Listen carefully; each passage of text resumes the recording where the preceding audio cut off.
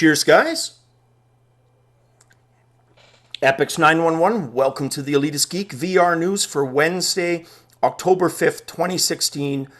Lots of games and stuff, just like yesterday, actually even more. So let's jump right into VR, guys. Starting with games, the devs behind The Order 1886 are teasing that they are going to have a reveal during Oculus Connect 3 Summit for a new virtual reality game. So, like we discussed, here we go.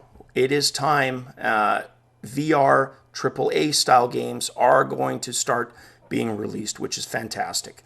And speaking of release titles, we're also seeing kind of just before the Touch launches officially, trailers for games that run on Rift, specifically with touch support. And there's literally like a slew of them came out. The first one, Landfall, looks to be a big budget AAA title. Looks great, hopefully plays great. There's another trailer for Vox Machina, which is a mech-based shooter. And anybody who knows kind of, some of my favorite gaming genre videos that I've had in the past, mech-based games are right up there for me. Not only are they perfect for VR being cockpit-based, but if you mix RPG elements into mech games, I think you got a winning recipe. Mech Warrior Mercenary, perfect example, mission-based. But what I would like to see is even more like an Elite Dangerous style mech game, where you could literally upgrade your mech, buy better ones, do salvage, but all kinds of other missions as well. Hell, even buy a new mech, right? Have different classes of them. Have multiplayer PvP ability where you could do arena combat against other mechs. There's so much potential. Please, somebody out there, make a mech RPG VR game. That's all. Thank you. Next up, we have Dead Hungry. This looks a lot. Obviously, it's going to have its own twist, but it looks a lot like Vive's Job Simulator cooking job, right? Where you're prepping stuff in the kitchen. Very similar to that. And then finally, a trailer for a game called Enigma Sphere. Now, this one really caught my attention for one simple reason. Co-op strategy would be the second. But a co-op strategy, hell yeah. Make it. Let me know. I'll buy it. So that's Enigma Sphere. And these are all Rift touch games. Going to PlayStation VR for a second. And actually, there's a few in a row here that we're going to talk about. Until Dawn, it's a horror game for PlayStation VR. And it's been tried by a few people already. Some good stuff being said about the game, but a few negatives. So kind of in the negative camp is that they felt that it was fairly short, 3 hours. I'm okay, and I say that loosely, with 3 hours, providing it's really strong, that gameplay, that 3 hours. Shorter than that, and we start getting into real trouble, for me personally, right? Of course, the price is going to be a huge factor for both of those. 1 hour versus like 3 hours, right? There's also another PlayStation VR game, a puzzle one, physics-based puzzles called Tumble VR. And we're going to talk about it separately when we talk about the PlayStation VR review a little later in this news video. But that was one of the complaints, was the motion controls. So we'll get back to that. Another PlayStation VR game, Super Hypercube. We've talked about that one on this channel. Getting some good reviews. So 75%, I wouldn't say it's excellent, but definitely not crappy, definitely above average. That's not bad. In post-secondary, that was always, I guess, a B+, which is not bad. And then the game that I've talked about as saying specifically I want it is Battlezone VR. So that got its first review as well, and it was a gushing review, in fact. The reviewer went as far as to say, look, this has the potential to be the killer app. So, wow, that's definitely some high praise. Whether I agree with that or not, too early to tell, but yeah, I'm going to be playing Battlezone, and I'll let you know if I share his enthusiasm on that one. And then finally, Batman Arkham VR. Now, what's interesting about this, guys, is some of you, when I've mentioned this game in the past, kind of felt that we were going to get shortchanged. And when I asked you guys why, some of your reasons were, oh, it's going to be too short. And I said, you know what? Wait and see. It may not be. But no, you were right. It's short. Really short. Basically around the 1 hour mark. And when I say around the hour mark, I'm talking the before an hour mark, not post an hour. 50 to 60 minutes of playtime. That's when I start having serious problems with it. Again, price is a factor. If it's fairly priced and it's good, fun content, fair enough. If it's $20, like $19.99 for, 1 hour playtime, yeah, you're going to have a lot more trouble convincing me. So, unfortunately, this was one that was on the short side. Now, the reviewer did say that the first 15 minutes was easily the best. The whole, just like Tomb Raider VR, where you explore Croft Manor, and this one it's Wayne Manor, and it peaks when you're going into the Batcave. So that whole stretch. And that only represents the first 15 minutes. It's the remaining 45 that the game never again reaches those same heights. So that's unfortunate, but I'm still curious enough and enough of a Batman fan that I want to find out for myself, and I will share that with you guys. And then lastly, we have a Gear VR game called Skylight. And what Skylight does is it does the unusual of mixing turn-based and real-time. Now, I've got experiences with games that have done that in the past, and they've been pretty mixed results, but mostly they just didn't work well. So, and I'm not necessarily talking about just one aspect versus another aspect in the game. I'm talking about the same mechanic having a couple of different possibilities, right? All right, next up after that, for actual news, what I said I was going to get to, the review of PlayStation VR. So UploadVR did what I thought was a very fair review on PlayStation VR. Now, the assumption always is, look, if a VR website, or hell, a VR channel for that matter, is doing a review on VR hardware, it's never going to cast it in a negative light. And I don't think that was the case with UploadVR. I think they did a very good job of pointing out the deficiencies, the shortcomings. And like with Batman, the shortcomings were in those areas that we kind of anticipated, right?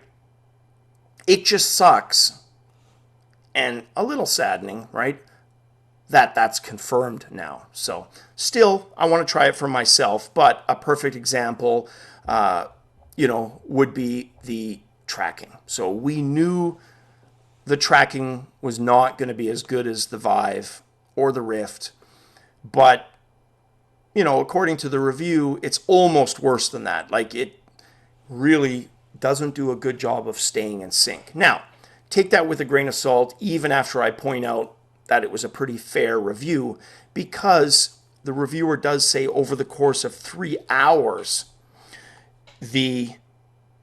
once he took off his HMD, he noticed he had moved positionally about 25 degrees. Now, my question is, and he doesn't specify this in the review, is during those 3 hours, did you remove your HMD, put it back, or was it completely immersed for 3 solid hours?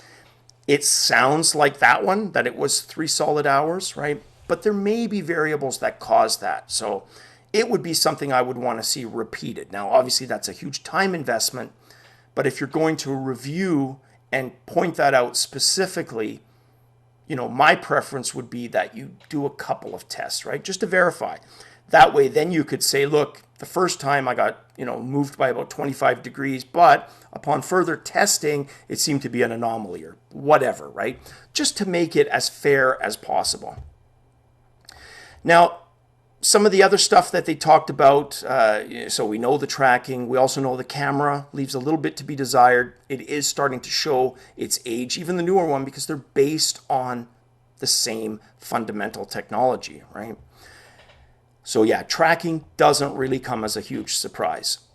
Now, kind of hand in hand with this, there was an interview today, and this was on Time magazine's site, where they interviewed one of the senior Sony engineers and asked kind of some of those same questions, right?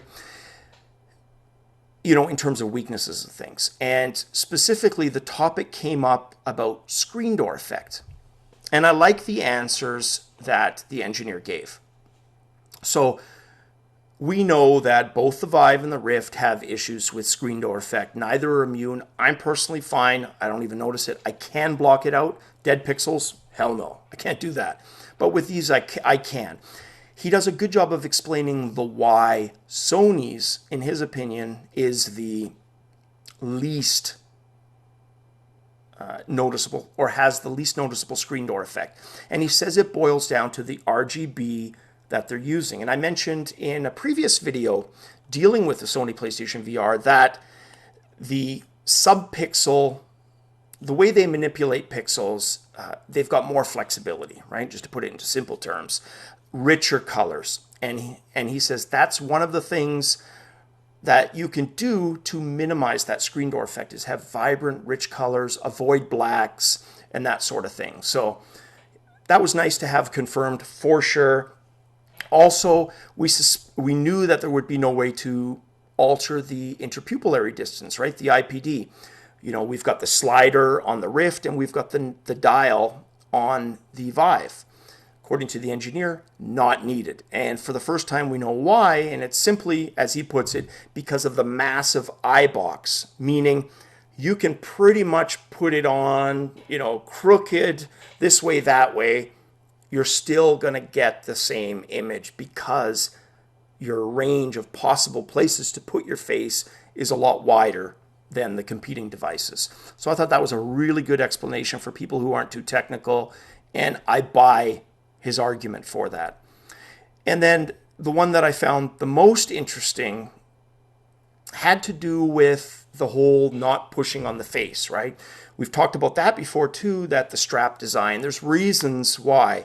Well, the engineer goes as far as to say culturally they made that decision because some cultures, and he didn't specify which, in general, don't like to have stuff pressed on the face. Now, I've never heard that. I'm not calling BS on that. I'm not calling anything on that because I don't know. And without specifying a culture, we're kind of still left grasping for straws, right? But let's assume that is the case. What does that change? Well, not much. It's still a pretty damn comfortable unit, right? And whether it's BS or not, the point is it looks comfortable, and it's been confirmed by everybody that I've talked to or read about it that it is in fact comfortable once it's actually placed on your head. Next up, news-wise, we have Facebook CEO Mark Zuckerberg himself. He's going to do the keynote at Oculus 3, and it's speculated that he's going to make an announcement for some kind of VR app for Facebook. And kind of the leading guesses on that are that it has something to do with how you navigate 360-degree content on Facebook, right? Picture to picture, picture to video, friend to friend, collaborative group videos, and so forth. So, you know, is it going to be kind of the killer app that Facebook is hoping for VR, that bridge between two of their products, right? We won't know until he actually has his speech tomorrow. But I got to admit, I'm curious. I wonder what it could be. If it's not that picture thing specifically, what the hell else could it be? All right. Google entering the VR fray with roses and flowers and stuff and being all polite.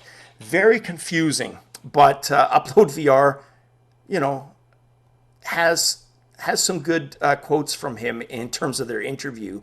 And it kind of makes sense, the CEO's approach. And his name is Clay Bavor, or Bavor, B-A-V-O-R. He basically says he's excited to be joining the race. And he really basically goes out of his way to say it's not a competition. Now, obviously, at the end of the day, we know it is, right? But what blew me away was the fact that he said, look, I have a Vive and a Rift and a Gear, and I'm going to be getting the Sony PlayStation VR. So very cool to take that approach. That's my personal one, right? But I'm not the CEO of a company. So for me, it's about the games and the experience.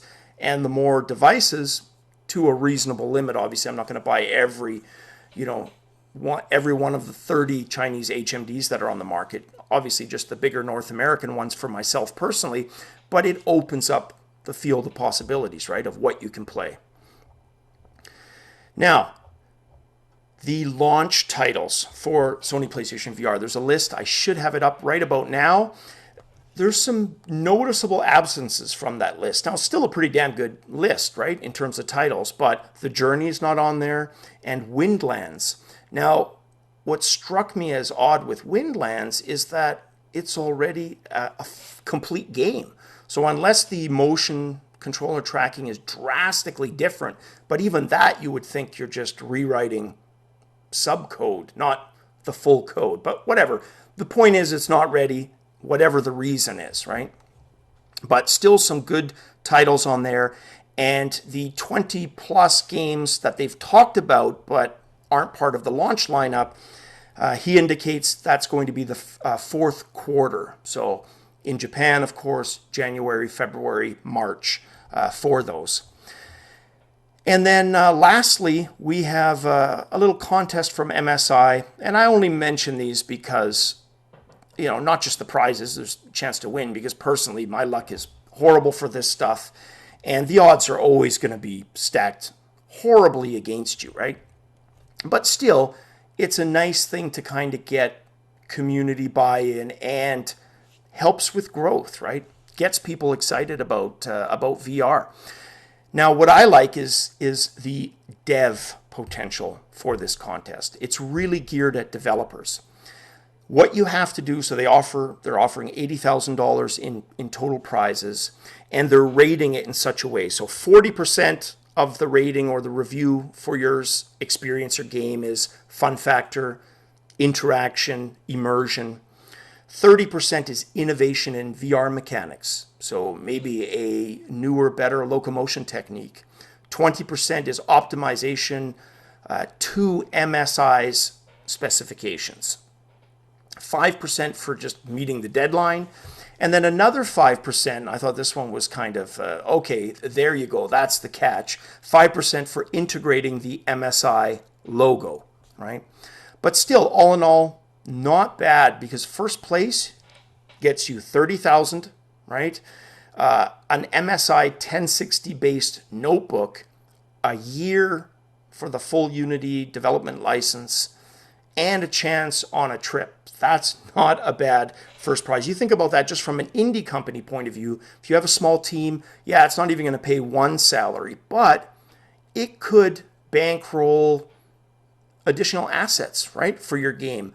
Maybe it could be the difference between what was just passable graphically to, holy crap, this looks great for an indie title. So very cool for MSI to be even doing that. I like stuff like that. Like I said, it helps spread the word for VR. And in my opinion, that can only be a good thing. All right, guys, I know it was a bit longer today. Hopefully you found it informative and gotten some nuggets out of that. As always, cheers, and definitely catch you on the VR flip side.